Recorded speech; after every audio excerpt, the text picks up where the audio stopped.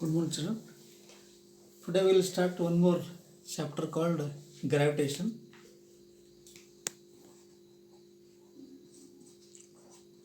Because after studying Newton's law of motion, this chapter will become easy to understand. Okay. So earlier chapter we studied that the motion of the objects and force as the cause of motion. What is the cause of motion?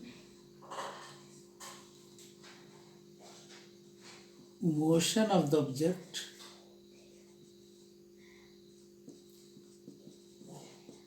and force. These are the two entities which will make the object to move. We learned that a force is needed to change the speed or direction of the motion of an object. So what we studied? We studied that force is required for what? To change speed or direction of motion of an object.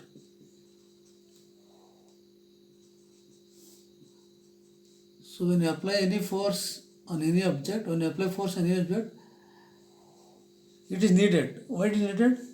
It is needed to change speed or direction of motion of the object. We always observe that an object dropped from a height falls towards the earth. You know very well. Whenever you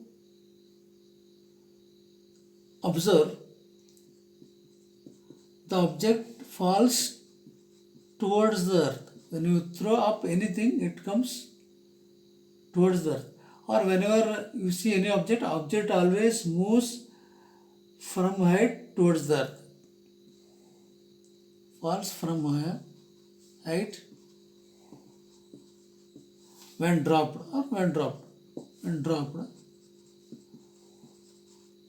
towards the earth. I think you might have experienced. Earth. We know that all the planets go around the sun. This you know very well. All planets will move around the sun.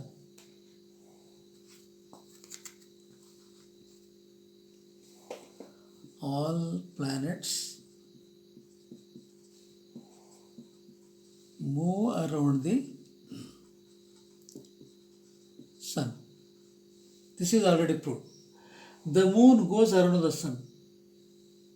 When all planets are moving around the sun, but here moon goes around the sun. Okay. See, in all these cases, the planets and the moon, see, there must be some force acting on this object. Because whenever you see all this, some force is there which is acting on this object. The planets and the moon. Force is acting on planet objects, and some of the force is acting on planets and moon. But what may be the force? Isaac Newton could grasp that the same force is responsible for all these. Whatever the force, the same force is responsible for all this, whether the planets, whether it is moon, whether it is any object. There is one force which is responsible for all these above activities. So such a force is called gravitational force. Gravitational force. So in this chapter what we learn? We will learn about gravitation and the universal law of gravitation. What are you learning here? First of all, you are learning about gravitation or gravity. We can use one more word, gravity, and universal law of gravitation.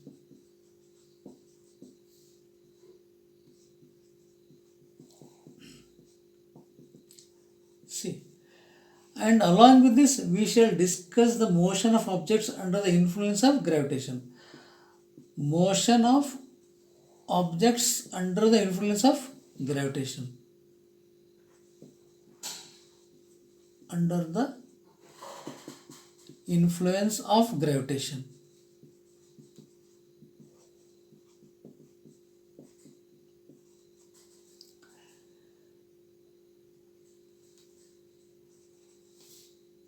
Gravitational force on the earth.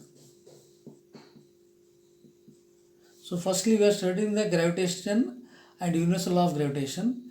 Secondly we are studying about the motion of objects under the influence of gravitational force on the earth, and we are discussing about how the weight of a body varies from place to place. Weight of a body varying from place to place.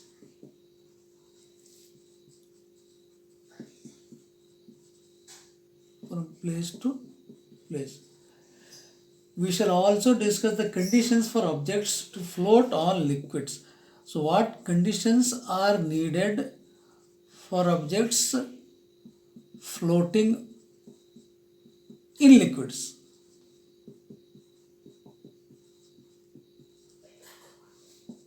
Objects floating in liquids.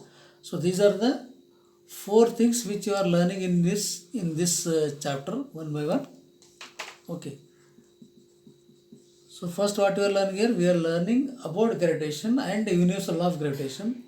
Secondly, we are studying about motion of objects under the influence of gravitational force, means how the effect of gravity is on the earth, and how the weight of different objects will be different in different places, one place to another place, how they differ. And you are studying the conditions required, or what are the conditions that make the objects to float on liquids. So these four concepts we are learning here. Then first we will try to know what is gravitation. See, we know that moon goes around the sun. You know very well. Moon goes around the sun. Okay. And also you know that an object when thrown upwards reaches a certain height and then falls downwards. What? An object, if it is thrown upwards, what happens here? Reaches certain height. It will reach certain height and falls downwards. So whatever the object you throw upwards, they will reach that particular height and they will come back. They will come towards downwards. It is said that when Newton was sitting under a tree, so this you know very well. When Newton was sitting under a tree, an apple fell on him. An apple fell on him. Okay.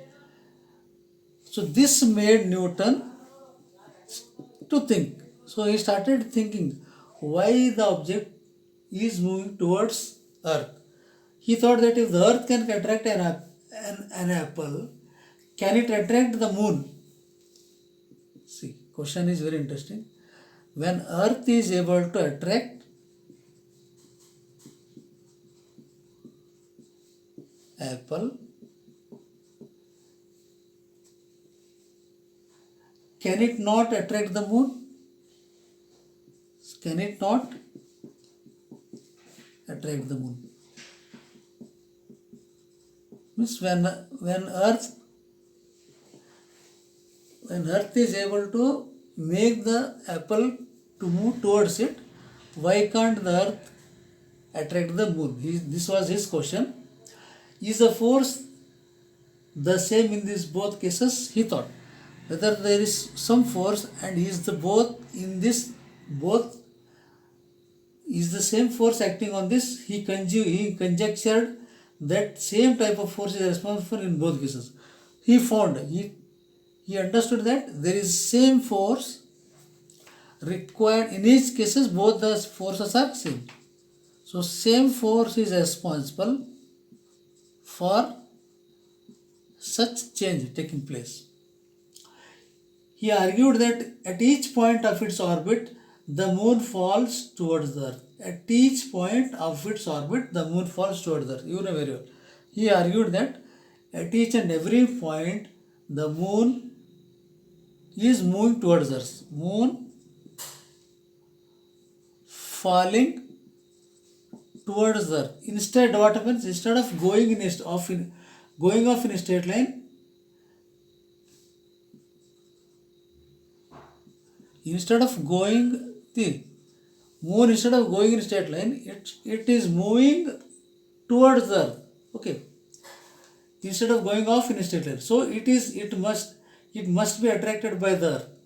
Means when the earth is moving towards earth instead of going straight. Suppose this is earth, this is moon. Instead of going straight towards the earth, or instead of going straight in straight line, actually suppose this is the moon, earth is here, moon is here. Instead of going in a straight line, but why it is attracted towards the moon? Why it starts moving as per the direction of the moon? So I will give an example. This we might have experience also. Okay. Through one activity which you can perform in home also. So take a piece of thread. You take a piece of thread, take a small stone, tie a small stone at one end.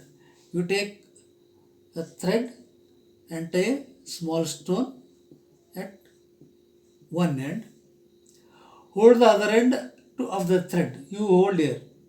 Okay, you hold with the other hand and whirl it round. So start rotating it round in this way. You start rotating it in a round.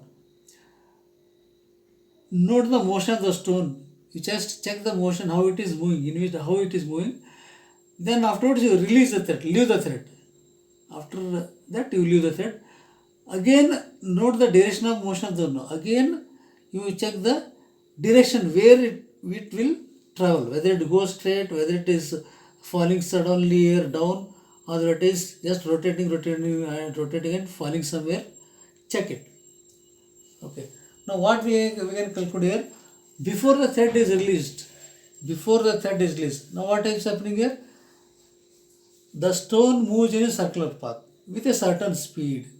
So first, stone is moving in a circular path with certain speed, and changes direction at every point. Here, everywhere it goes on changing direction. So speed and changes direction at every point.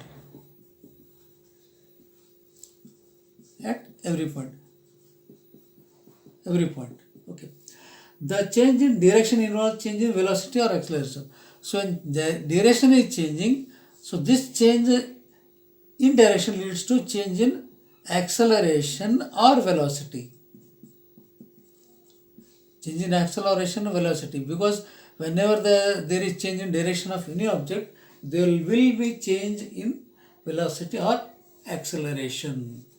So the force that causes this acceleration and keeps the body moving along circular path is towards the center. Okay, this force is always towards the center. Means the force which causes acceleration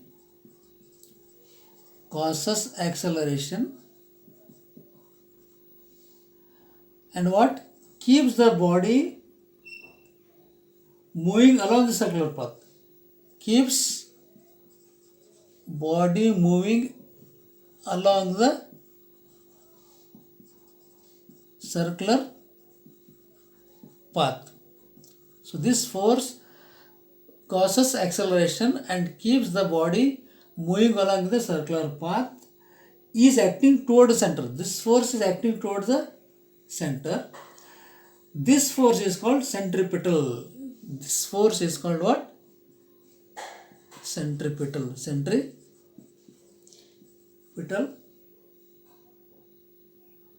force. The force which causes acceleration and keeps the world moving along the circular path is called centripetal force, which means what? Center seeking. It is concentrated at the center. So center seeking force, we call center seeking force. Okay. So in the absence of this force, the stone flies off along the straight line. What happens here? So when he is moving, when you release it, this stone will not actually fall down. This will move at the tangent like this. It moves like this. This is called tangent. This is circle. When he is standing here, when he releases, the stone, if it is here, it moves like this, or it moves like this, tangentially. Okay. So this straight line will be a tangent to the circular path. So this forms a tangent to the circular path. Okay. So a straight line that meets circle at one end. What is actually tangent? I will discuss here. I will tell you.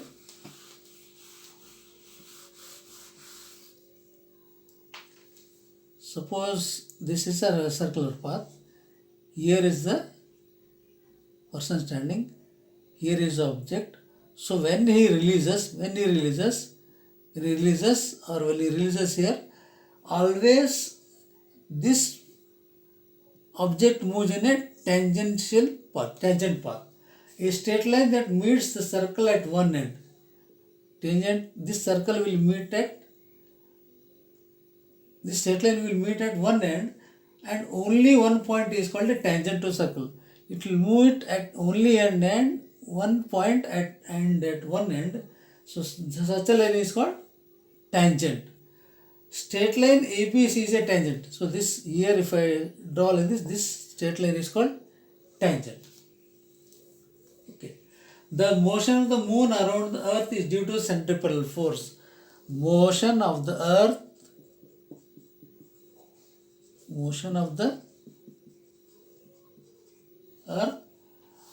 around the earth.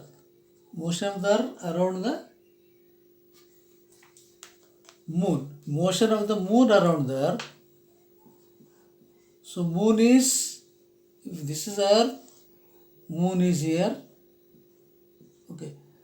This earth moving around the earth, moon moving around the earth is due to centripetal force. So motion of the moon around the earth is due to the effect of centripetal force. Centripetal force. The centripetal force is provided by the force of attraction of the earth. So why it is there?